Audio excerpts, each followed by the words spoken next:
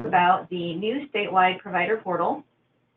So a lot of people are asking why we're changing to a new portal at this time, this statewide system. All coalitions throughout the state are going to be using this new system. It's part of an EFS modernization project. You've probably heard us talk about EFS before. That's the system that we use to generate your payments for VPK and for school readiness.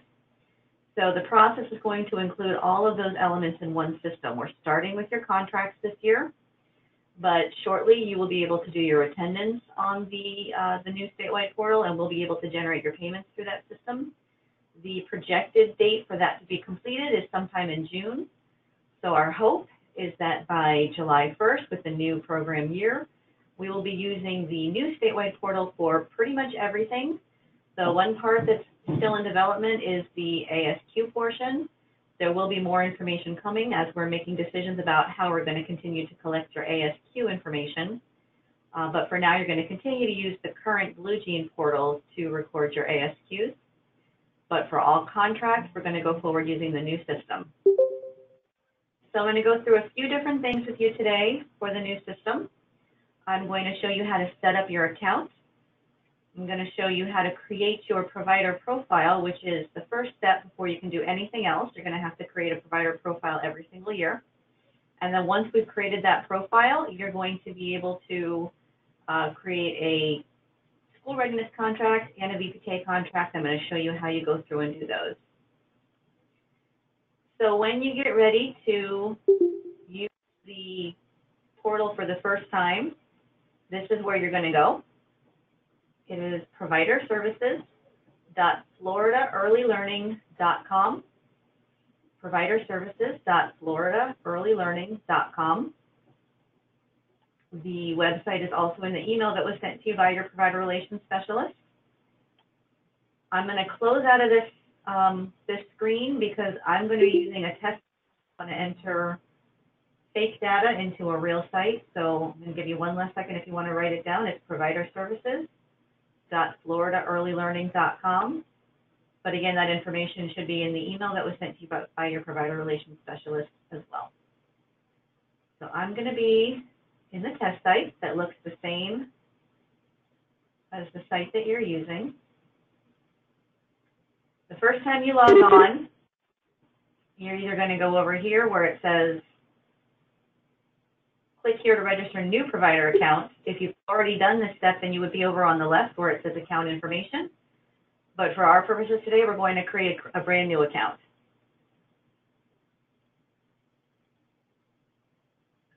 So it's going to ask you to enter your taxpayer ID, your provider identification number, and your license number.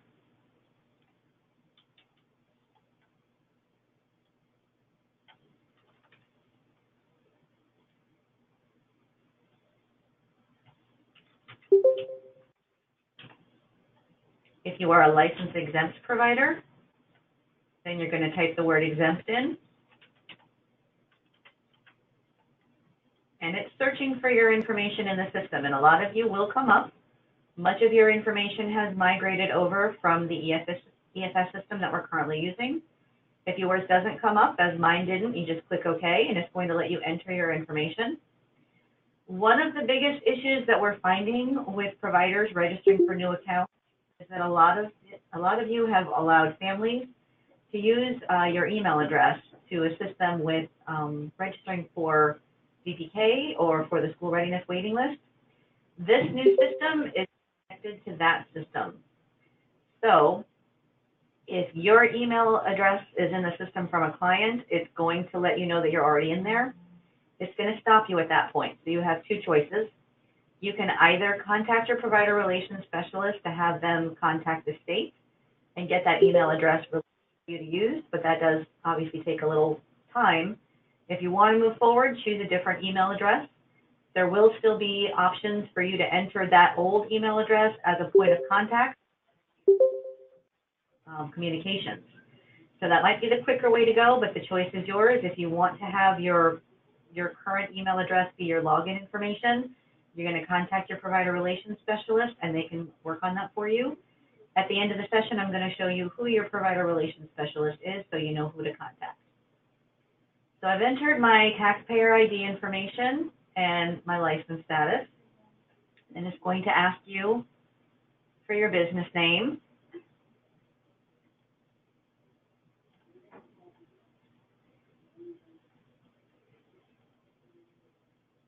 The name of the owner.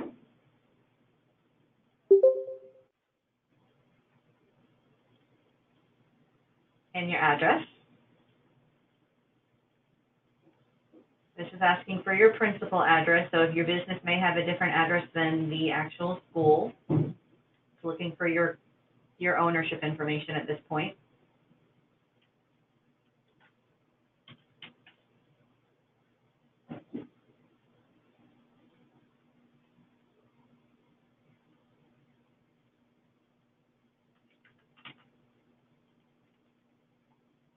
If you operate under a DBA, this is where you would put that information.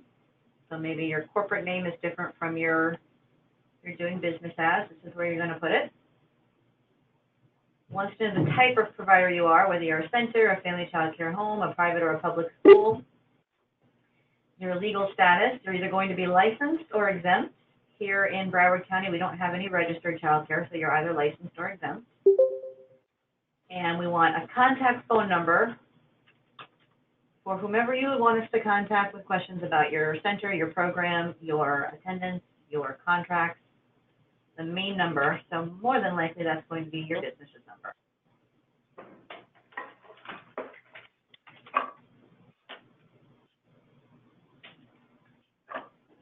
If your physical address is the same address as your business address, if you check this box, it's going to populate it for you.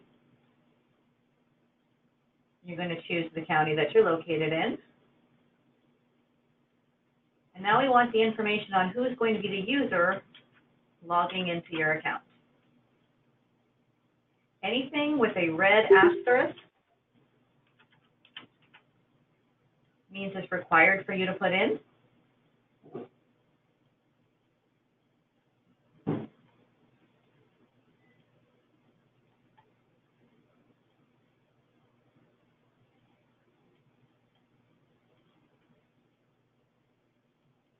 And then it wants you to create a password. It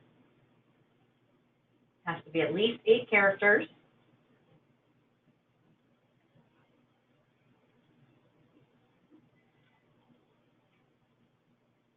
And it's going to have you confirm it. Make sure you type it the same way both times. And then you hit the button that says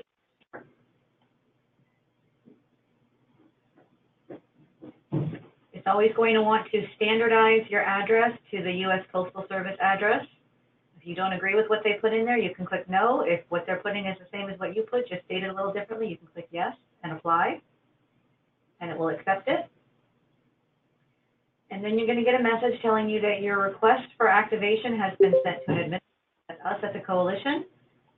So at this point, we have to go in and actually approve your registration. I'm going to go ahead and do that now.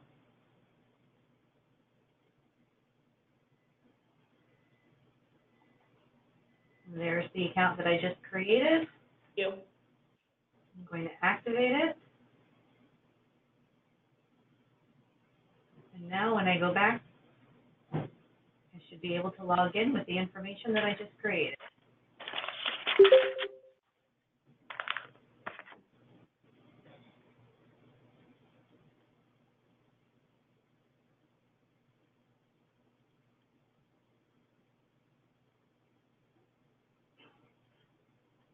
And the password.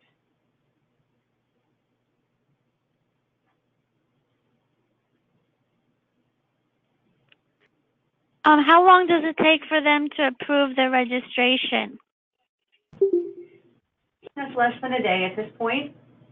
We're checking routinely to see who's got pending registration. So it should, if you're waiting more, please give us a call because maybe there's a concern that we need to talk to you about. So when you're logged in, this is the home page that you're going to see.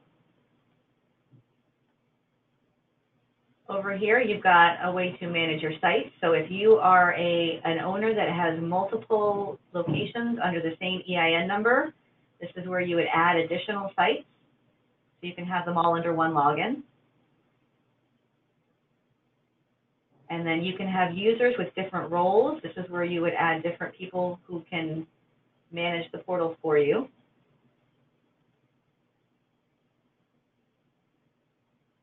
This is where you're going to access your contracts.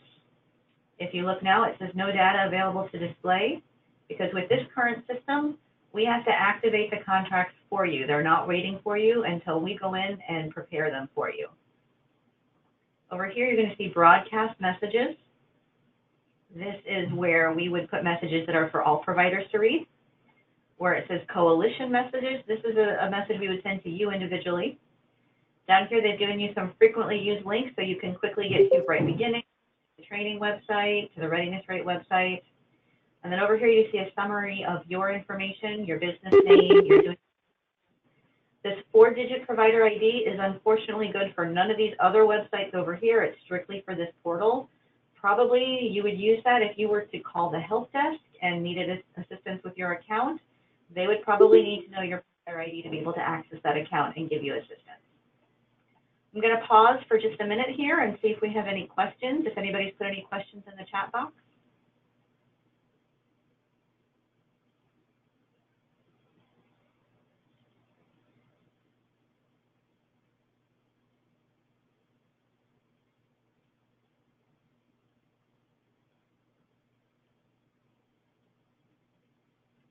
Okay, I'm scrolling through the questions. So far, not seeing anything. Just people confirming that they're able to hear, which is great.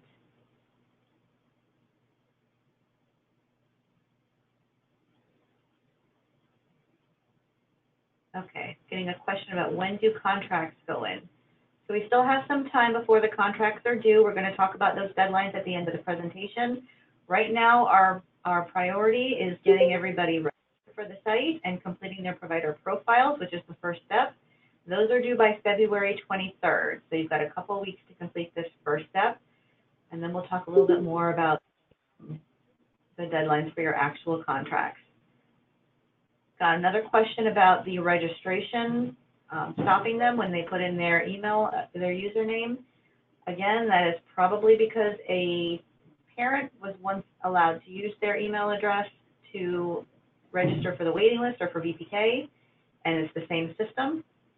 So you're going to have to let your provider relations specialist know if you want to get that email address released for you, or you're going to have to choose a different email address as your login, and you can put that particular email address as a contact email address where we can send your communication information.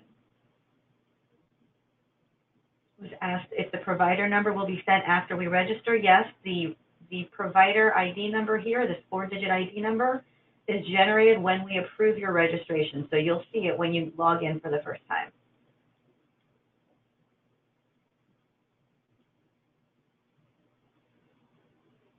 And I got a great question about Summer VPK. Will you be using this site for Summer VPK? Yes.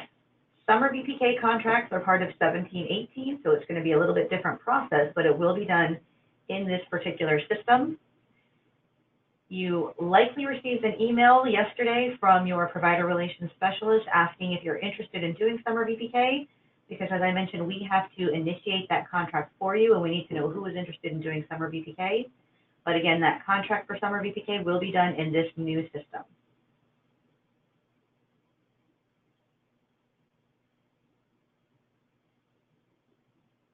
Okay, I'm seeing a question about if I registered for Miami, will it be the same for Broward? Yes, it's the same system. All coalitions and all counties are using it. So if you've already done the registration process, you've created the account for Miami-Dade, then you're good to go. We will need to initiate Broward County contracts for you, so you will want to contact your provider relations specialist, but the account is already set up. Okay, so I think we've read through all. Oh, I've got one more question. Can a school offer Summer VPK and regular VPK? Absolutely. Those will be 2 separate contracts this year. We're going to set up one first and then the other. The system won't allow you to do 2 contracts at the same time. So first we'll have to approve your summer, and then we can move on and approve your VPK contract for the following school year. Okay. So the first step is going to be creating your provider profile. So if you see here at the top of the screen where it says profile, if you click this little arrow, provider profile, and it automatically opens up your 2017-2018 profile because that's the year that we're currently in. Now this is where I said your summer contracts are going to be a little bit different because summer VPK is technically part of the 17-18 program year. So basically you only need to complete a 17-18 provider profile if you choose to offer summer VPK. If you know for a fact that you are not going to be offering a summer VPK program, you're only going to be doing contracts in the system for 18-19, then you're going to move on to where it says create a 2018 contract. If you make a mistake and you complete your 17-18 profile, it's not a big deal. You can complete it, we'll activate it, and then you'll have to go in and do an 18 one. But the great news is all the information that you've entered for your 17-18 profile will be there when you go into your 18-19. All you'll have to do is scroll through it and make sure you don't want to change anything. So it's not going to take you nearly as much time if you did the 17-18 one first and then you have to do an 18-19 one. So your provider profile is basically your CCR&R update that we ask you for each year. So most of these questions should seem fairly familiar to you, with a few new questions thrown in that are relevant to the system. I'm going to go through with you and show you what we're asking. So the first question is, do you want to have your program referred to families seeking child care listings? You can say no to that. You still need to complete the profile, but if you don't want your information in the database, that's your choice. The CCR&R database is used by our partners at 211. When families contact them searching for child care information for their area, they can do a search for child care providers that meet the parents' criteria. So it's really a marketing tool for your business. So we strongly encourage you to want to be included in that database, but again, that's your choice. Either way, we need you to complete the profile, A, because that's how you move on in the system, and B, because the data that you've entered is used at the state level for policy decisions about child care in the state.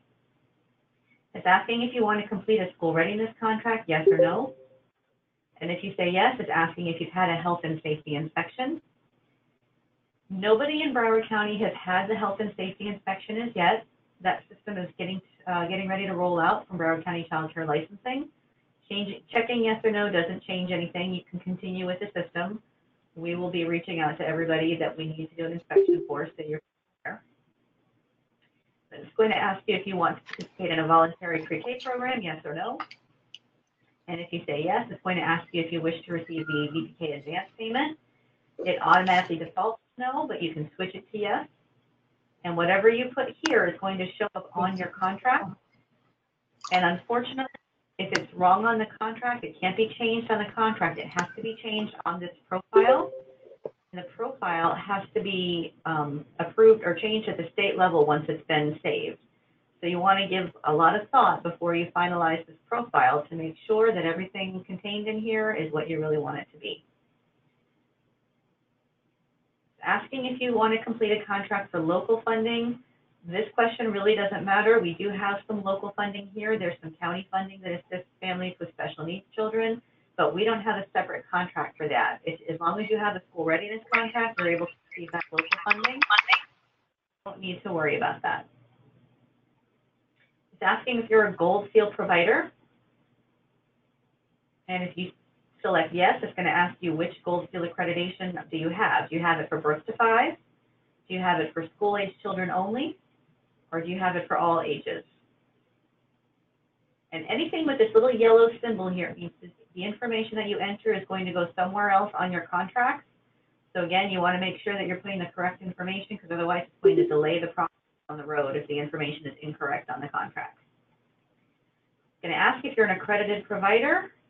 You say yes, you're going to choose which accreditation you have. When you reach the bottom of the page, you're going to click next. And it takes you to the next page.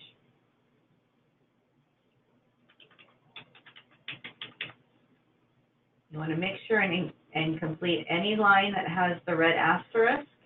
Fax number is optional, but an email address is required.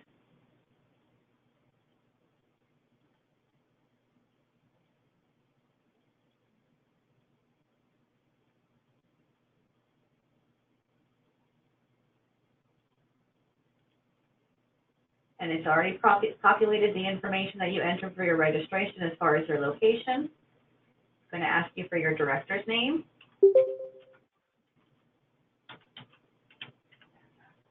And the director's email address. And again, this is where I say if you've had to use a different login email because your other email is taken, you can put that other email that you really wanted to use here, and this is where we will send communication about your contract.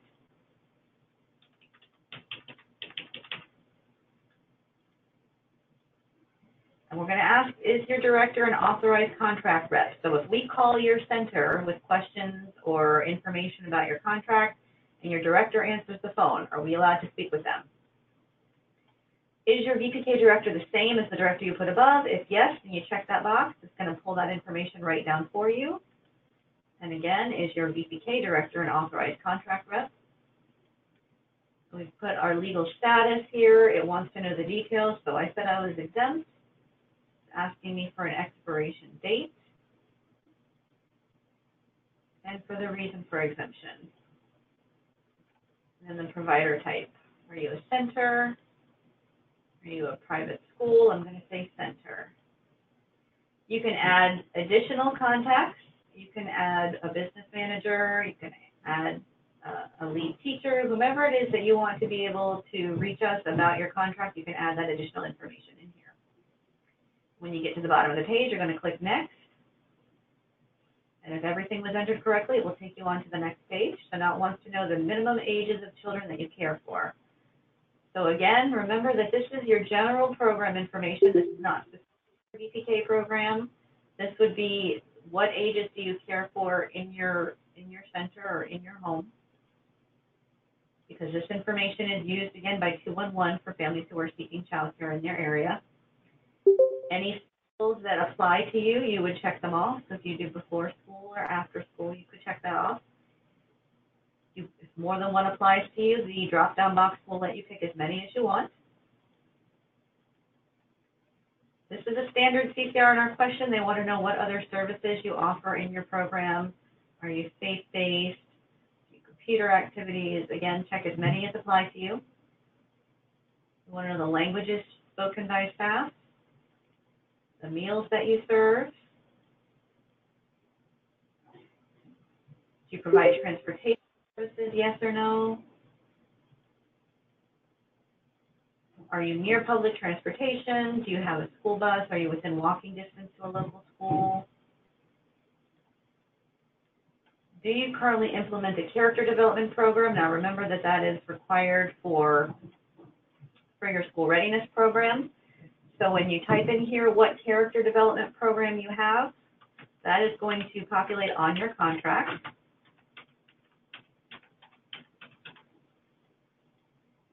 Is your program equipped to care for children with special needs? Yes or no?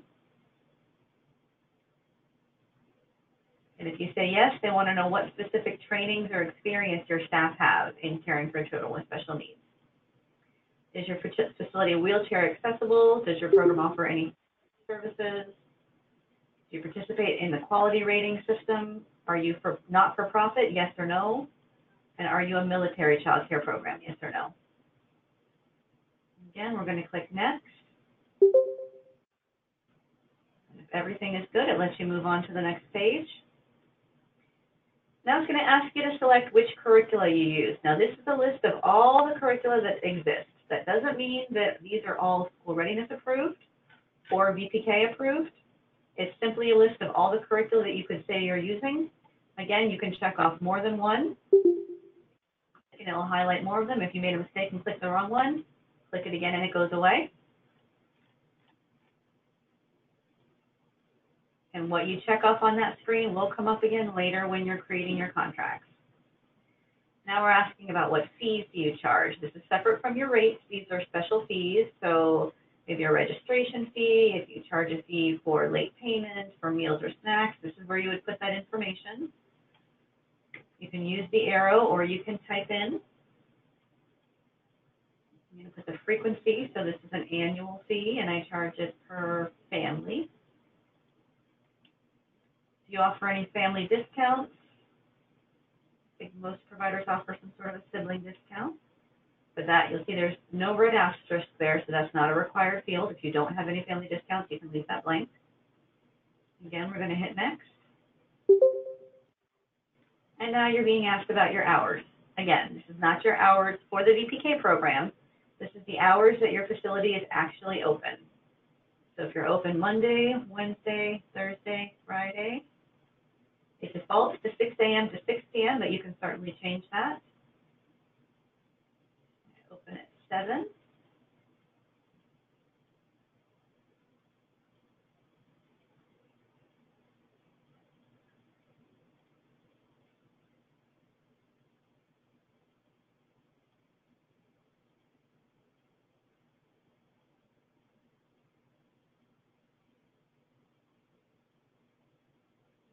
Okay. And now it's asking about the ratios of children in your program. So if you have one teacher and 15 students, and if you have 2 of those classrooms, then your group size would be 15. Now it's asking how many staff do you have with each of these particular credentials. So you may be putting the same staff person in more than one of these buckets. You may have somebody who has their family child care training, who has their director's credential, and who has a high school diploma. You're going to put them in all of those. So they want to know the total for each one of those credentials. And then at the bottom, it wants to know the total number of staff who work directly with children that are in your program. Your license capacity is specifically what it says on your license. Your infant license capacity, we don't really have a separate infant capacity in this state or in this county. If you don't take infants at all, then your answer would be 0. If you do take infants, you can just say 4. It's 4 is the ratio, not really the capacity, but we'll understand that for this county it's different. Your actual capacity may be the same as your license capacity, but there are some providers that take a different number. Maybe you're allowed to take up to 20 kids, but you choose to only take 15. Then the 15 would be your actual capacity. And this is a new question they're asking this year. How many private paid children are in your program? Not really sure why they're asking that. I think it's probably just a statistical question. We're not using it for anything, but the state may be looking at it. So we still want you to complete that. So now we're on the rates page. You're going to complete whichever of these apply to you. If you have a monthly rate, a summer camp rate, a drop-in rate, full-time, part-time, VPK, wraparound care, school-age program. What's great about this system is if you have a monthly rate and you put that in here, it will automatically calculate the weekly rate for you. It will divide that out so you don't have to do the math. And then even better than that, if you're planning to do a school readiness contract and you use this little blue button here that says SR Daily Rate Helper, it will calculate the daily rate for you. So $500 per month breaks down to $23.09 per day. And when you go to complete your school readiness contract, this number will already be pre-populated for you. I'm going to stop for just a minute because I'm seeing questions come in. So what if you have a weekly rate? Can you override? You can simply put in the weekly rate. You don't need to put in a monthly rate. If you only have a weekly rate, you just put your weekly rate. Where will we contracts? We're going to do that after we do the profile, so we're getting to that part.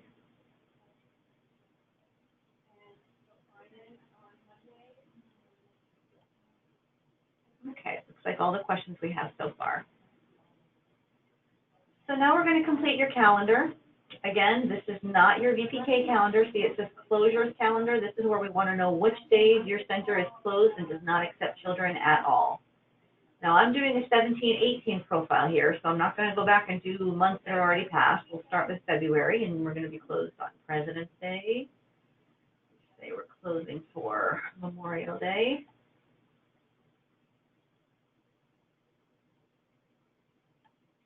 And then just as with our current Blue Jean portal, you do need to upload verifying documents. So I had indicated previously that I'm a Gold Seal provider, so it's asking me for a Gold Seal certificate.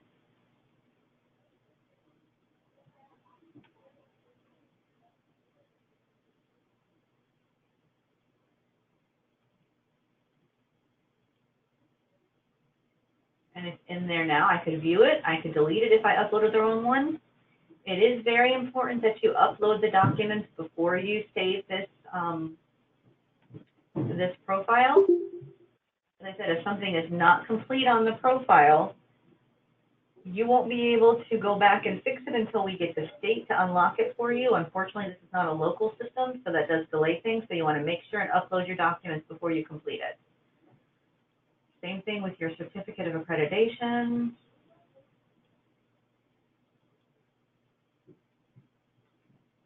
I said I was exempt, so it's asking me for an exemption certificate. You're going to upload your IRS W-9 form.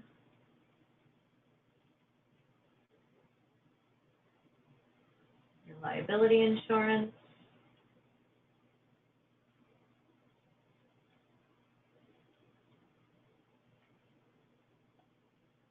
Now, your proof of unemployment insurance is not something that we're required to look at to certify your contract. You are required to have it, and if we monitor you, we'll be looking for it, but it's not required, and the system will allow you to submit your profile without it. So you don't need to, but if you want to upload it there so you know that you have it somewhere where you can reach it, that's not a bad idea. Same thing with workers' comp. We're not looking at that to approve your contract, but we would be looking at it if we come out to monitor you. Automobile insurance is only required if you offer transportation, obviously. And we do want to see SunViz documentation.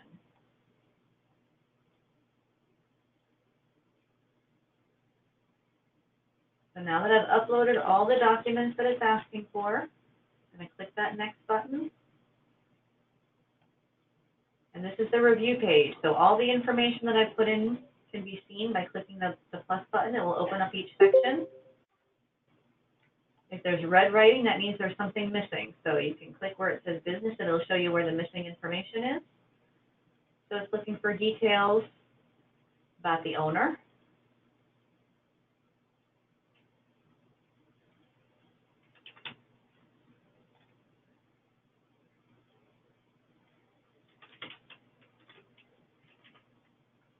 You want to see the email address for the owner.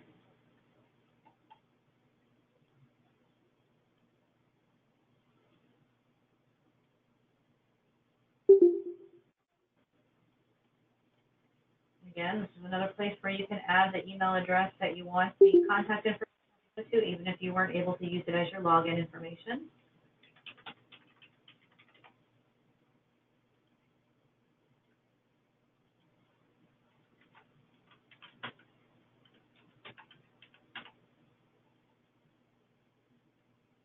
I want to know what type of business you are, a corporation, a limited liability corporation, a government entity, or other. And I'm going to save this. And then we're back on the review page, and now there's no red writing, so that means everything looks good. We're good to go. We hit the next button, and it's going to ask you to sign the contract. Now, if you try to sign it, and you don't put your name exactly the way that you did in the beginning, it's going to know that. I want you to sign it exactly the way you signed in the beginning. You always have to hit that green submit button. Now, if you're working on your profile and you don't have the information that you need, then you don't want to submit it. If you log off and log back in at another time, everything should be just the way that you left it. You should be able to go back in and complete where you left off and submit it when you're done. So you're going to see a message here that says your profile has been submitted to the coalition, and we're going to have to approve that profile the same way that we had to approve your registration information. I'm going to stop for just a minute and look at some questions that have come in.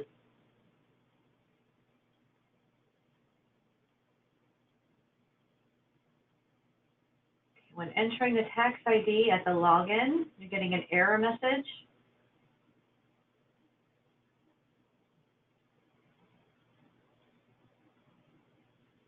Okay, it seems like this is a situation where a provider is putting in their tax ID information and it's coming up because maybe a different organization owned by the same company has already done the profile.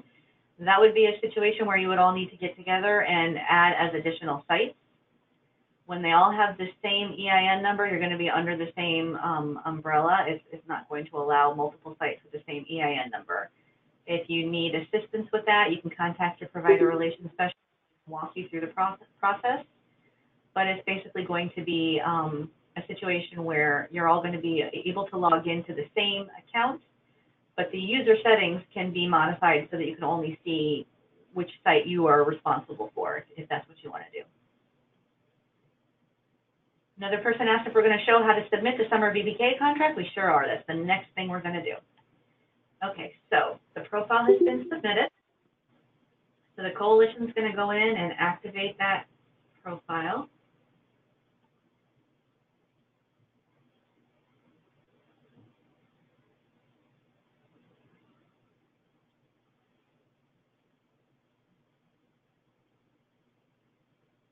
And there's the profile we just created. You see it says submitted. And again, we did a 17-18 profile because we wanted to do a summer VPK contract. Summer is part of the 17-18 program year.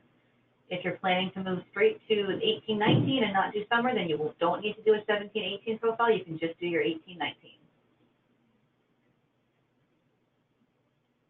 So as soon as the coalition activates your profile,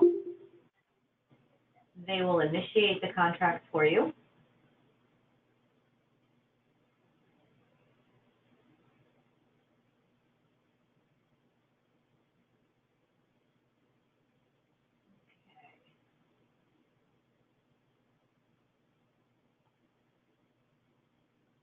We're going to start with a summer VPK contract.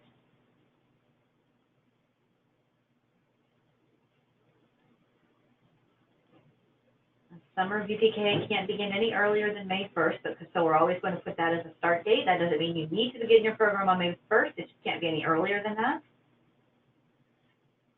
And then summer VPK programs have to end before the new school year begins, so the last day would have to be August 14th or earlier. We're going to send the information to every email address you put in there unless you tell us differently, so that way we make sure that you get the notification. And then there's another part. So in your current portal, you do the contract, that's the OEL VPK 20, but you also do VPK 10, 11A, and 11B. In this system, the 10, 11A, and 11B are called your VPK application. It's asking for the same information. It just kind of doesn't look the same to you, but it's going to put it in the format that it needs to be once you put in all the data.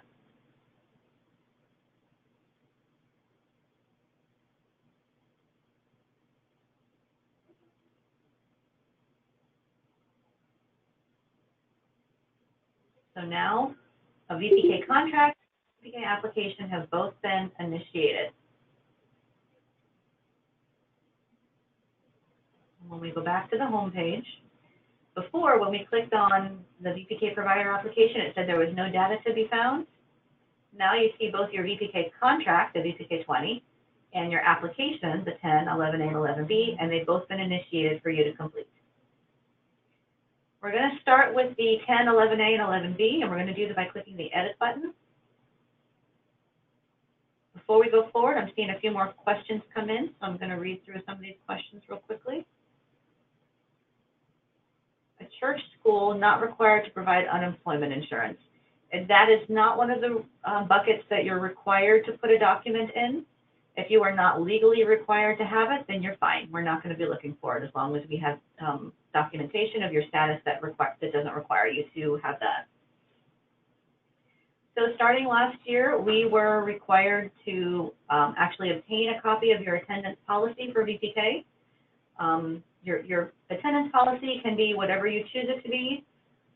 What's most important to us is that it explains to the parents that they're required to verify their child's attendance attendance each month on the short form or the long form. Other than that, you can set your own policy for attendance. It's important that we get a copy of it before we approve your contract, and it's important that your parents get a copy of it when they enroll in your program. And you can't amend that policy at any point during the year, so it remains intact throughout the year. You can change it next year if you wanted to make changes. So this page is going to ask you to upload a copy of that attendance policy. So you browse your documents, and once it's in this box here, you hit upload and it'll save it there. You see it says file uploaded successfully, and down here you can either download it, which would allow you to print it out if you ever needed to, or delete it if you made a mistake and put the wrong one in there. Now, unlike the profile, unfortunately, the VPK application does not have the next button at the bottom of the screen, which can be a little confusing. Basically, they just want you to go up there and make your way across the tabs. So we did the VPK attendance policy. Now we're going to move on to the VPK director tab. Just clicking that will take you to the next one, and you're going to add a new director.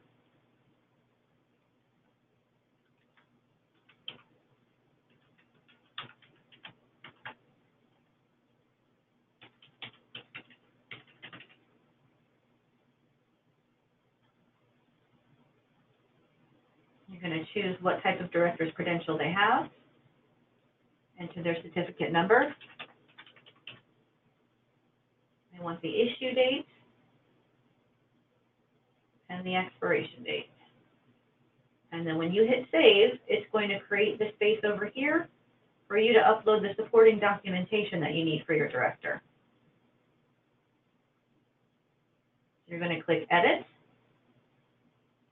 and it gives you the opportunity to upload each separate document. So before you start the process, you want to make sure that you've scanned your documents. They're saved in your computer. For ease for both you and for us, it's helpful if you have each document scanned in a separate file. So you'll have one for the background screening for this particular employee, one for their affidavit, one for their credential. Whichever box you have filled in is the one that you're currently uploading. So right now we're doing the background screening. Again, if you hit browse, it takes you to your documents. You choose the right document.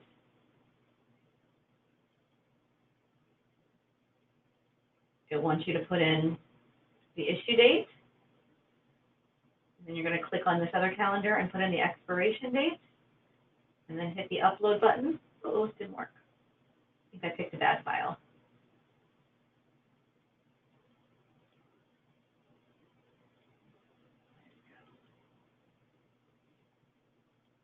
There we go. File uploaded successfully, and now you can see down here you have a document attached to your background screening. Then you're going to go back up and do the same with your affidavit. Browse in your documents and find the affidavit.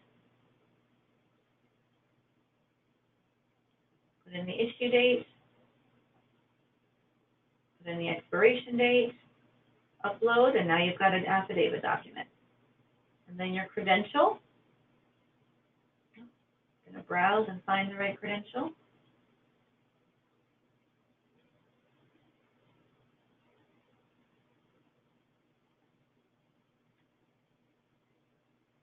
Now, there are some documents that don't have an expiration date, and this is an improvement in this new system. It will not require you to put an expiration date. So you'll be able to move forward. So now we have our director information and all of our supporting documents. So we're ready to move to the next tab, VPK Instructors. You're going to add your new instructor by starting this little blue Add New Instructor button. Put in the instructor's name. And if you have an instructor who is also the VPK director, you will need to enter them on both of these screens.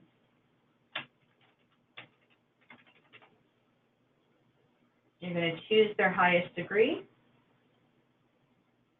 You're going to select what type of teacher. Are they the lead, the aide, or the sub? And you're going to select their credential. And you'll check this box if they are a certified public school teacher. And just like the director screen, when you hit save, it's going to give you the space over here to put up their documents. First, we're going to put their background screening. We're going to browse our documents and find the right file. Put in the issue date. put in the expiration date, and upload. Files uploaded successfully. So we move on to the affidavit, browse our documents,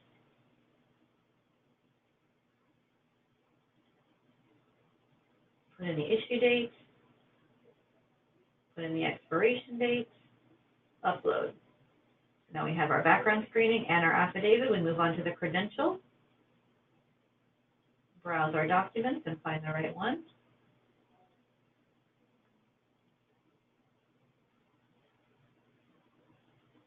Put in the issue date, put in the expiration date, and upload.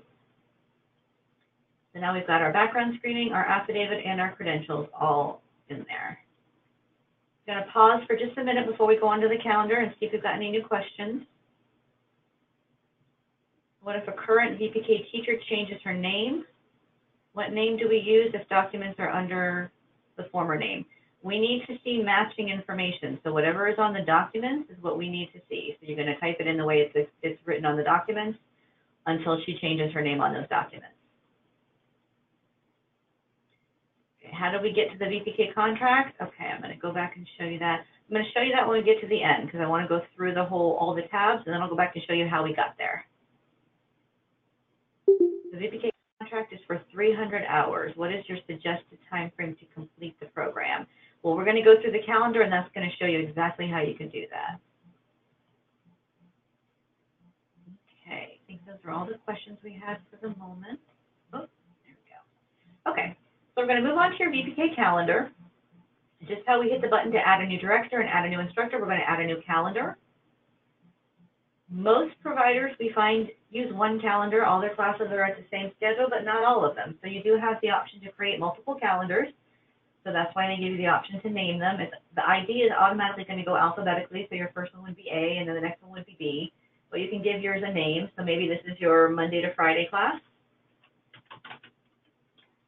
But maybe you create a second one that's for your Monday, Wednesday, Friday class. So that calendar name is really for your benefit. The program type, are you doing a school year or a summer? Well, this is our summer program. And here it's going to remind you that it must be at least 300 hours, cannot begin before May 1st, and must complete instruction before the opening of the public school system. So I'm going to say let's start on June 18th and finish on August 10th. And it's going to ask you to put in the days and the hours that you're going to have your VPK program.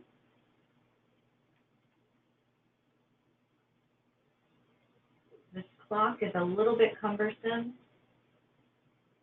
What I find most helpful is to put your hours in for the first day.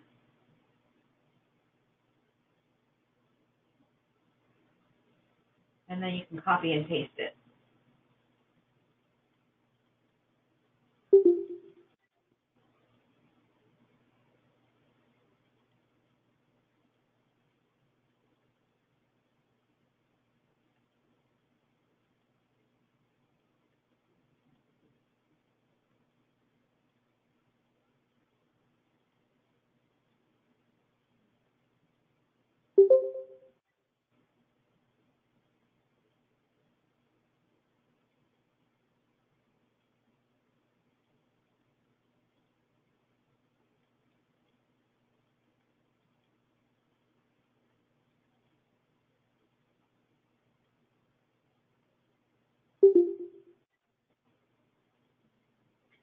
So now we have a schedule Monday to Friday, 9 a.m. to 5 p.m., starting on June 18th and ending on August 10th. And the system has done the calculation for you. We've got 320 hours. So that's a problem. That's too many hours. What we're going to do now is enter some non-instructional days.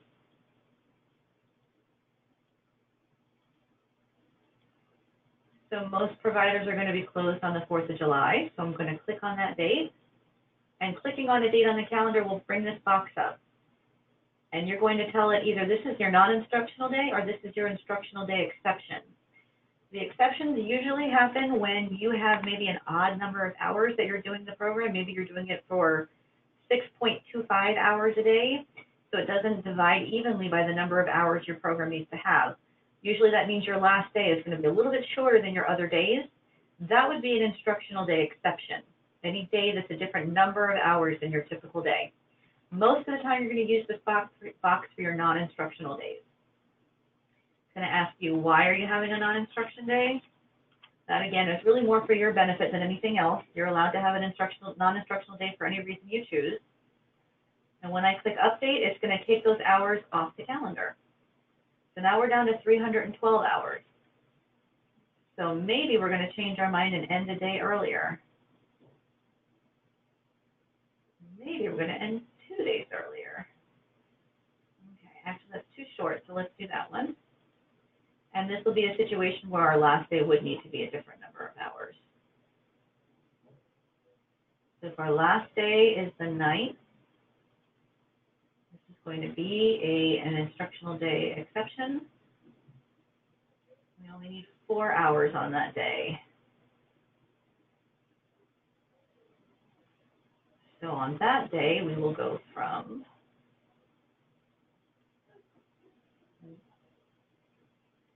9 a.m. to 1 p.m.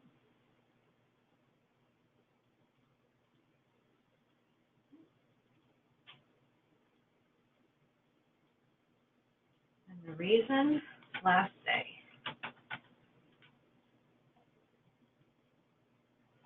So now we have a 38-day program, 300 total hours. So it helps you create your calendar. You don't have to have your calendar decided before you go in here. You can actually use this tool to create your calendar.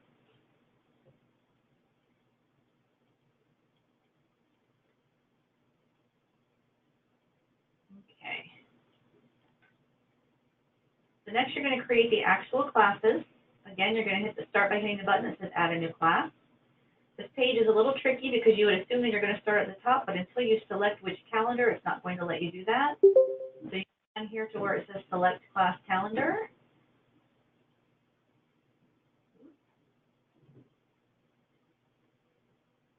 Wait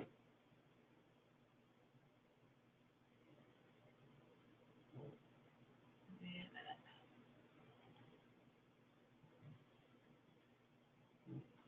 I think maybe it didn't save my calendar. Hang on.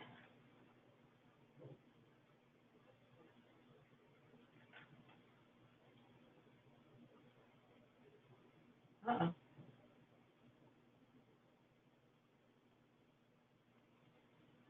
There we go. And again, you can name your class. Some people name it after the teacher. You can just name it with a letter. Whatever works for you.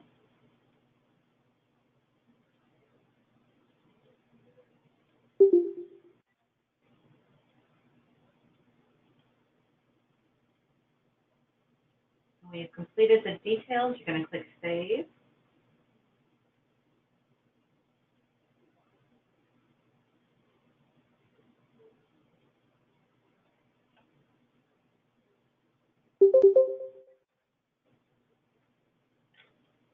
And then again, we're going across all the tabs at the top because unfortunately in the contract you don't have that next button at the bottom. So now we're able to review everything we put in. So we uploaded our attendance policy, we entered our VPK director information, and uploaded 3 files of supporting documentation. We entered a VPK instructor and her 3 uploaded documentation pieces. We created a calendar that's from Monday from 9 to 5, 300 hours, with a holiday on July 4th, an exceptional day on the last day of the program. And we created 1 classroom, Monday to Friday, with a start date of the 18th of June and an end date of August 9th. And the instructor is Amy Unger. No red writing, everything looks good. So then we move on to certify and submit. It wants the signer's name. Again, you want to type it in exactly as you did at the beginning. It wants a contact phone number. And you check this box to electronically sign it. And always hit that green submit button. Congratulations, you've successfully submitted your VPK provider application. And I'm going to go back to the beginning to show you how we got to the contract. When you're on this home page, under Manage VPK Applications and Contracts, if you click any of the first 3 links, it's all going to take you to the same place. It's going to take you to every contract that you have right now. So the VPK application is what we just completed. That was the 10, 11A, and 11B, and that has now been submitted. But we still have the actual contract, the VPK 20, and that's an initiated status. That means the coalition has made it ready for me to use, but now I, as a provider, need to go in there and complete that. I'm going to stop for just a minute and see if we have any new questions. Okay, we already submitted our portal application. How do we make corrections? Depending on what the correction is that you need to make, it may be something that we need to contact the state for. If your profile has errors on it, we do unfortunately have to reach out to the state and ask them to fix it. It's not a local system, and there are some things that lock once they're certified. So your best bet is to contact your provider relations specialist, and they will be able to tell you how to proceed. That's all the questions I'm seeing right now. So we're going to go on to your VPK 20 contract. And anything in yellow here means it came from somewhere else. So when I initiated the contract on the coalition side, I put in that it would start May 1st. Again, that doesn't mean your program needs to begin on May 1st. It just cannot begin before May 1st. Your name and address came from the profile and the registration information that you put. Again, the terms are based on what I typed in when I initiated the contract. The type of provider is from what I checked off on our profile. All this information is what you need to be reading, so you're aware of what your requirements are. Here it's asking whether or not you want the advance payment, and again, you can't check this off here. It's going to be checked off on your profile, so it needs to be checked off correctly on your profile before you submit it.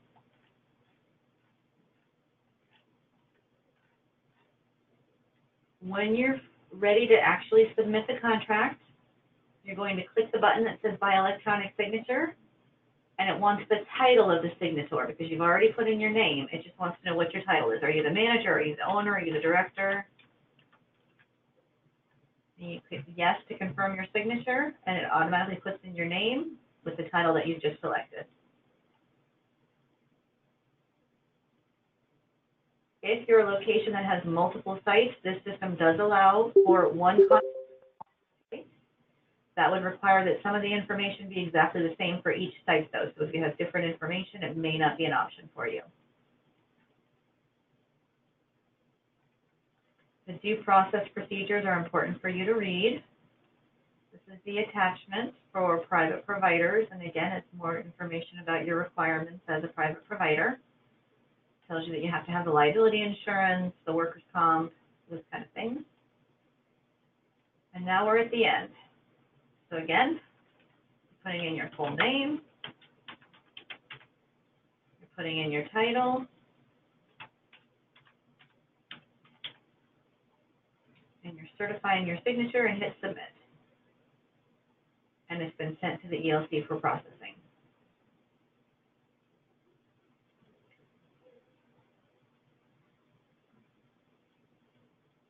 Okay, so over on the ELC side,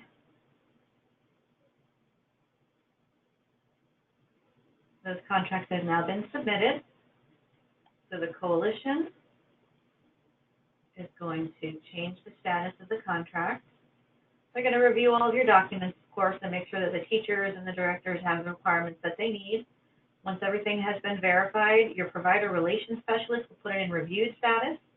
The VPK contracts are required to have 2 reviews, so a second person is going to review it, and then ultimately they will be certified. So if your contract is in reviewed or certified status, it means there's nothing for you to do at that point. It's on our end, and we're finishing it up. That contract has been certified.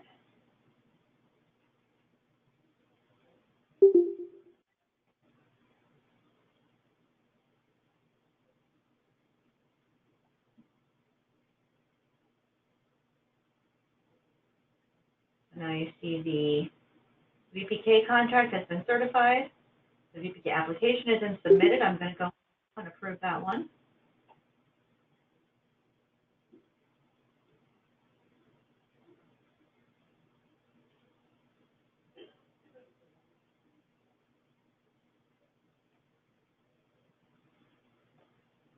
Okay, and again, we would go through and verify all of your information.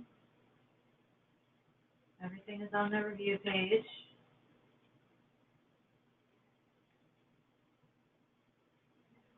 Uh-oh.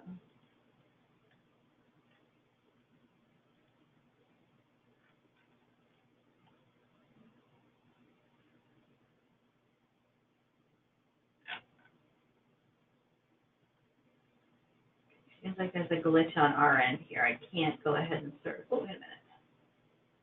Maybe I can. There we go.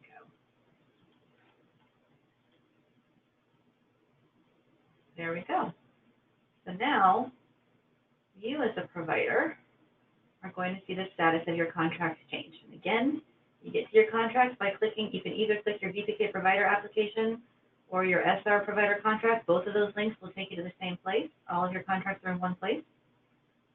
So our VPK 20 is now certified, and our VPK application is now certified. So summer VPK is good to go. So we're done with your summer contract, but we want to do a school readiness contract for next year. The next thing we have to do is our profile for 18-19. Remember, it automatically defaulted to 17-18, and we did that only because we were going to have a summer contract. Now that we're finished what we need to do for summer, we need to do an 18 profile so that we can do our 18 contracts. So I'm going to click Create 2018, and you'll see that all the information that you put in before is still there. You would want to scroll through it, make sure that everything is still the same, that there's nothing you want to change. But since we're doing both of them at the same time, chances are everything is going to be exactly the same. I'm going to go down to the review page. No red writing, everything looks good, so we're going to sign and certify it.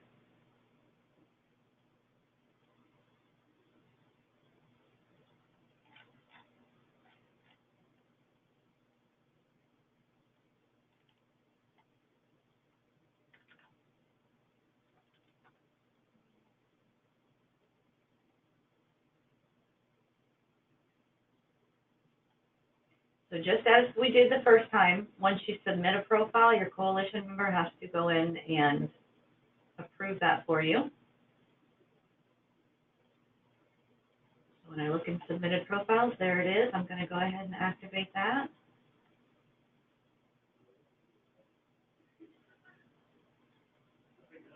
And once we have activated your profile, we can initiate a contract for you.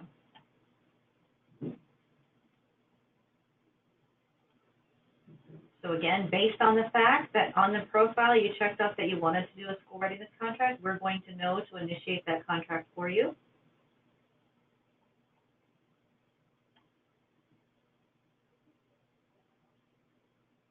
We're doing school readiness.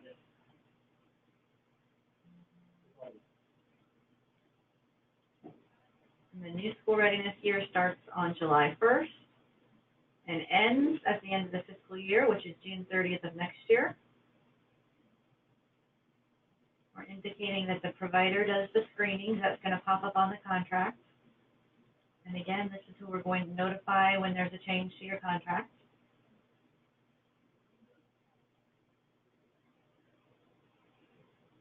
So now you have an initiated contract for your school readiness.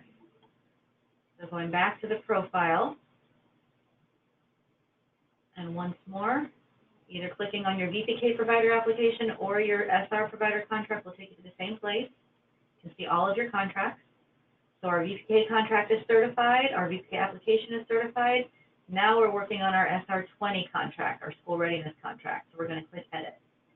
Before we go through there, let me look at the questions. Can we decide at a later date to do summer VPK? You can. What's important to note is that you can't be working on two contracts at the same time. So if you do your fall VPK contract first, That one will have to be completed and certified by the coalition before the system will allow you to open one for summer. So you just kind of want to think ahead and make sure that you have time to get both of them done.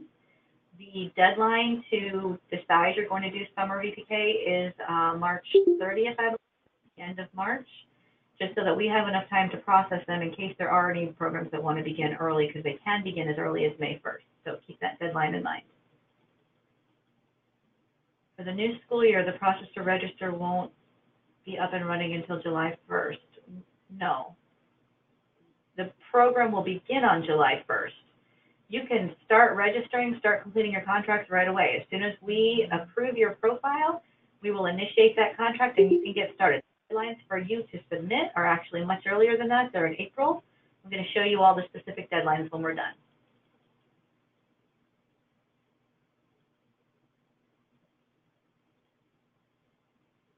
Okay, what if we have school readiness contracts and children from Palm Beach and Broward? Is it one contract or do we make two? That's a great question. It's one login, all sharing the same system, but there are separate contracts for each system. You will be initiating your contracts for Broward. If you've not been given instructions from your Palm Beach coalition yet, you would want to reach out to them and let them find out what their situation is. They may have different procedures, but it's going to be a separate contract within the same account. So you don't need to create two. Okay, I think we've answered all the questions for the moment. So we're going to go through and complete a school readiness contract, which is actually pretty quick.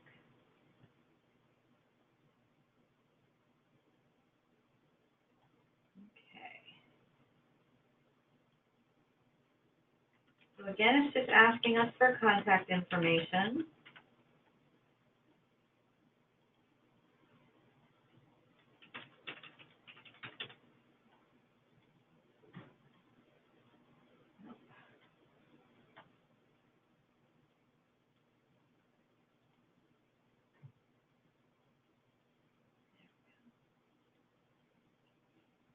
And this should look familiar. This is exactly what your contract looks like in the current provider portal, except that the information in yellow pre-populated from information we've entered on other places on this new portal. So it's got the dates. School readiness contracts begin on July 1st, unless you choose to begin one later in the year, but they always end on June 30th. You completed what type of provider you are on the profile, and that automatically came here. I said I was a faith-based provider. The type of curriculum that I checked off shows up here, as did the character development information. When I initiated the contract, I indicated that the provider does the developmental screenings. That's what this yellow writing is telling you.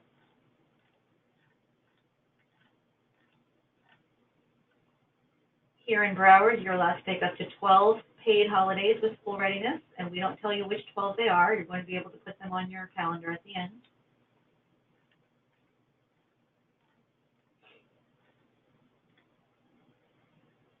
Got contact information for the person who initiated your contract, so that will be your provider relations specialist. And it's got the contact information that you put in at the beginning of this contract process. Just as we did with the VPK, if we want to sign the contract, we click the button that says by electronic signature, and it's asking us for the title, not the name. It's already got your name because you filled it out at the beginning of the contract. And when you say yes, it's going to populate the name and the title that you just entered and take you to the next step. So at the end of the contract, there are exhibits. This is your provider location list, and this is for those providers who maybe have multiple locations that they're putting all on one contract. Those providers will have to do a separate profile for each of their locations, and it can be all under one login, but they can do a contract for all of them as long as their certain information is the same. This is about the checklist saying what required documents you have to upload. Most of those have been uploaded already. When we did your profile, it asked you for a lot of that information, your license, or insurance information. You already uploaded that. Remember, when we did the profile, we entered the rates, and we hit that little handy button, and it calculated the daily rate for us. And here it is. $23.09 is the daily rate for my center. And I indicated that I was a Gold Seal provider. So that's checked off here as a yes. So the top chart is what you've said that you charge, your private pay rates. The bottom chart are the maximum reimbursement rates of the coalition. Since I'm a Gold Seal provider, the maximum that they will pay me is $25.17 for a 4-year-old, but I only charge $23.09, so I'm going to get the lesser of the two. So the bottom chart shows what I'm actually going to get paid, $23.09.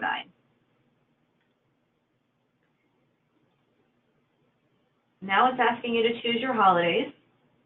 Now, when I completed my 1819 profile, I did not check off any holidays for the sake of time, but had you checked them off, there would be a calendar that you could choose from. When you click on this drop-down box, it would show you all the holidays that you've picked, but you can select whichever ones you want. So let's say July 4th.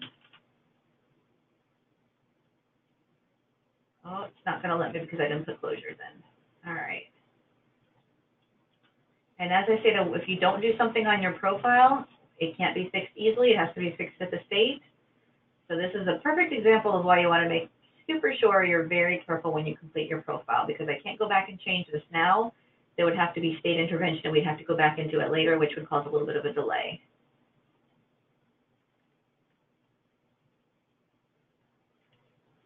Exhibit 5 is just your due process procedure, so you want to read that in case you have any questions later. And then your provider responsibilities based on what type of a provider you are. Again, I checked off that I was exempt. So these are the provider responsibilities for a licensed exempt provider. Just want to read through that. And you notice it allowed me to continue on even though I didn't put any holidays in. Although you're allowed to take up to 12 holidays, you're not required to take any, so it won't stop you. So you want to make sure that your holiday list is accurately reflecting the holidays that you wish to get paid for.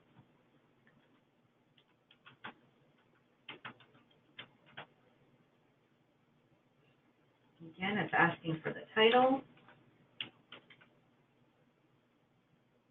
Certify your signature, and you hit the green button to submit. So it's been submitted. You can always get back to your home page by pressing the little home button. And now when we click that link, we're going to see what our status is. Our school readiness contract has been submitted. Submitted means there's nothing for you to do. It's waiting for your coalition rep to look at it.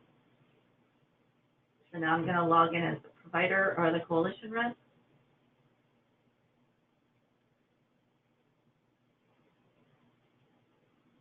And I see that you have a school readiness contract and submitted, so I'm going to view it. I would go through and verify everything.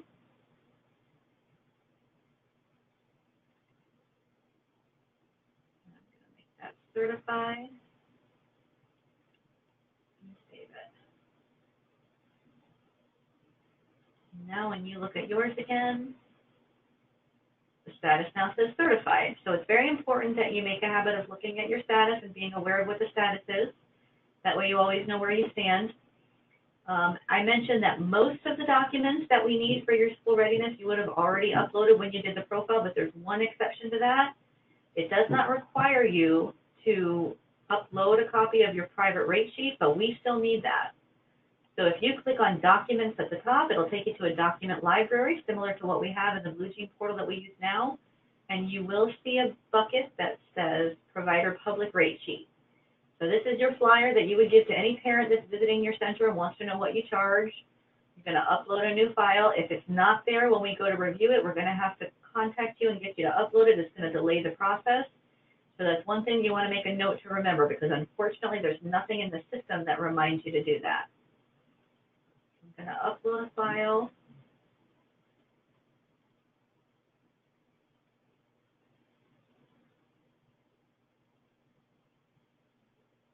And then when my rep goes to review my contract, it'll be there.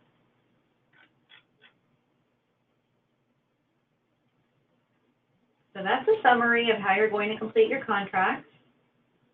I'm going to take questions in just a moment, but before I do that, let me find the dates so you know what dates your contracts are due.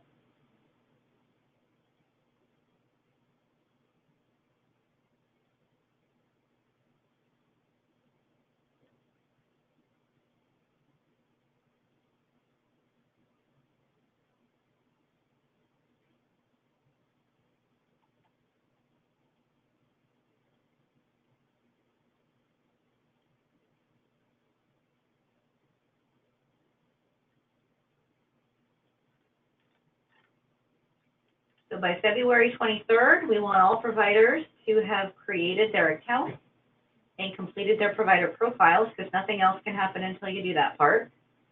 By March 30th, we want to see your summer VPK contract submitted, so that'll give us enough time to review those before the May 1st starting date that some providers will have. April 13th is when we want to see your school readiness contract submitted, and April 20th is when you would want to submit your VPK contract for the following fall. Got a question of when will we be accepting applications from parents. That actually has happened. The family portal allowed families to start applying for VPK for the coming school year as of January 1st. Every year when that happens, we get flooded with applications. The parents all apply at once. We're getting between 100 and 150 applications per day. So a whole lot of parents have applied, and we're in the process of going through and approving those applications. We hope to be caught up with that within a month or so, but it's such an onslaught all at once that it is taking us a little time. So if you have a parent ask you about that, please let them know that we are working on reviewing those applications. Where can we print forms on the new portal, such as the W-9 form? That is a great question. Unfortunately, the answer is we can't customize what documents are on there. We can send messages, but we can't put documents on there. So what we're going to have to do is put some forms on our website, and in the broadcast messages, probably what we'll do is we'll put you a link to that page on our website, so that you're able to go directly to our website and print out any of the forms that we currently have on our portal.